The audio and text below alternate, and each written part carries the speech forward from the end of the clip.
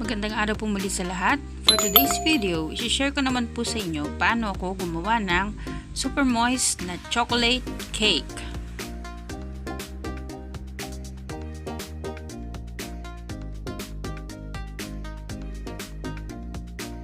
Ang mga ingredients natin para sa cake batter ay all-purpose flour, sugar, butter, eggs, baking powder, baking soda, salt, cocoa powder,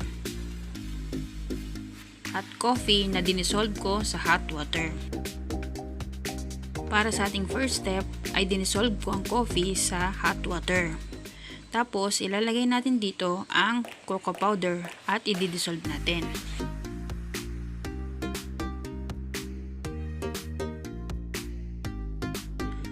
Pagkatapos natin itong ma-dissolve ay iset aside muna natin ito. Para sa next step natin ay ibibit natin ang butter sa isang mixing bowl.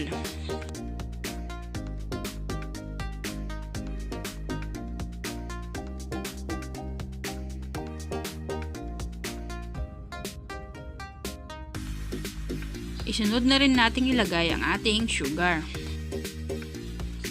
Pag na-mix na natin ito, ay isunod na natin ang ating mga eggs.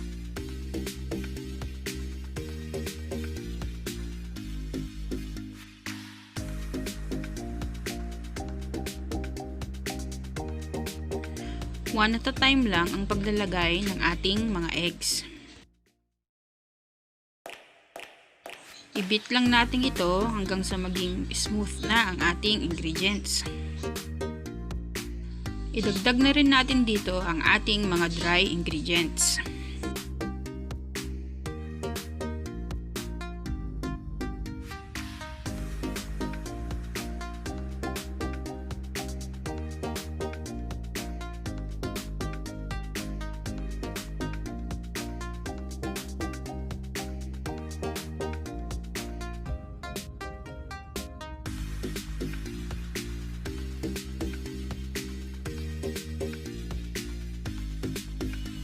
I-beat lang natin dito at gradually i-add na rin natin ang ating chocolate mixture.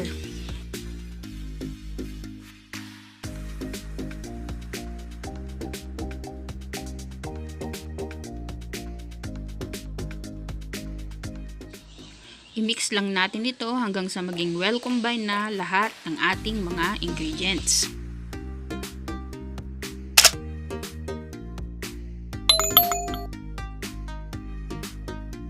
I-grease lang natin ang ating baking pan ng butter. Naglagay din ako ng parchment paper sa ilalim ng ating baking pan.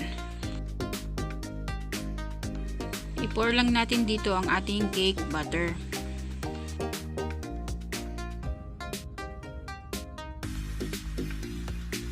I-tap lang natin ito bago i-bake sa 180 degrees Celsius preheated oven for 45 minutes.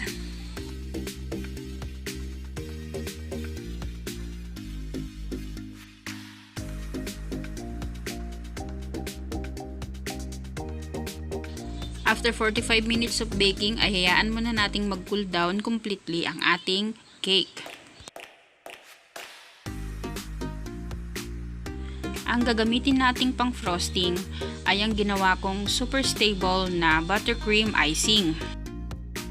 Nakalink sa description box ang video paano ko ginawa ang buttercream icing.